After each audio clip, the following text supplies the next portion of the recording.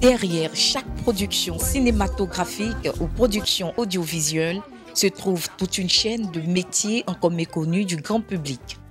Pour corriger cette injustice, Evra Mieji, étudiant en fin de formation option cinéma à Abidjan, a rendez-vous ce matin avec la presse.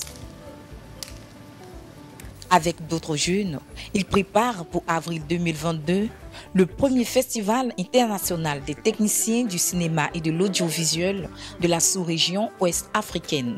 Objectif, récompenser et mettre en lumière les acteurs des métiers dits derrière la caméra qui, à l'ombre, contribuent au processus de fabrication des films ou des émissions. Nous sommes partis d'un constat. Il y a plusieurs festivals qui se déroulent à l'international comme en Côte d'Ivoire. Et nous constatons qu'au cours de ces festivals, ce sont les acteurs qui sont en premier plan, ou des animateurs, des journalistes, des présentateurs. Et on s'est dit, tous ceux qui travaillent dans l'ombre, on ne les connaît pas. On regarde un film de qualité, on apprécie, ou il y a une émission télé qu'on apprécie, mais tous ceux qui ont travaillé dans l'ombre pour que cette émission soit une réalité, tous ceux qui ont travaillé dans l'ombre pour que ce film soit une réussite, on ne les connaît pas.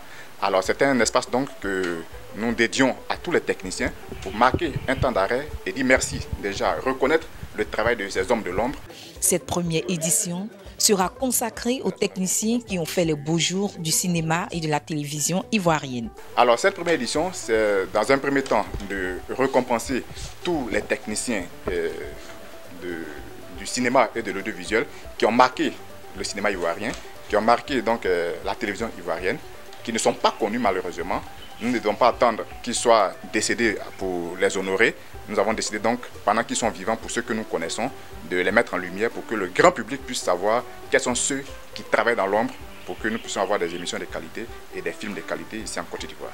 Plusieurs activités au programme de ce premier Cinétech Festival. Donc il y aura des projections de films au cours de ce festival.